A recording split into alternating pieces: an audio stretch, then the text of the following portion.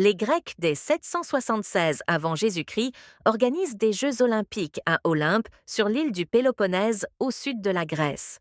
Ces Jeux se déroulent durant des périodes de paix. On y pratique des épreuves sportives, mais aussi des célébrations religieuses en l'honneur du dieu Zeus. À Olympe, la statue de Zeus a été financée par de nombreuses cités. En outre, les participants célèbrent les mêmes dieux.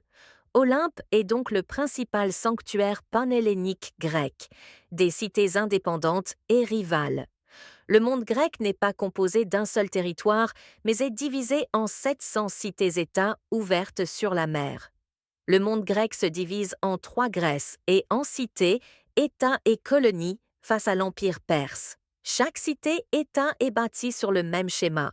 Dans la ville, centre il y a l'agora, commerce et politique, l'acropole, temple religieux, le théâtre ou amphithéâtre, fonction culturelle. La chora a une fonction agricole et commerciale. Le port a une fonction de commerce et de défense, chaîne sous-marine. Une voie pavée traverse la Chora pour éviter aux charrettes de s'embourber. La colonisation. Le territoire grec est contraignant, plaines et collines. La place manque, donc des Grecs plutôt jeunes quittent leur cité pour aller en créer d'autres ailleurs en Grèce. Tel fut le cas de Phocéens qui créèrent Massalia, Marseille, vers -600.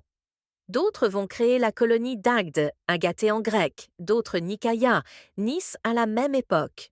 Ce phénomène se nomme la colonisation. Chaque cité est indépendante et rivale. Chaque cité-État grec possède son propre territoire, ses propres lois, sa propre divinité, comme Athéna pour Athènes, sa propre monnaie, son propre divinité, comme Athéna pour Athènes, sa propre monnaie, son propre régime politique, comme la démocratie à Athènes, avec Périclès au 5e siècle avant JC, ou la tyrannie à Sparte avec le roi Léonidas. Chaque cité a sa propre armée.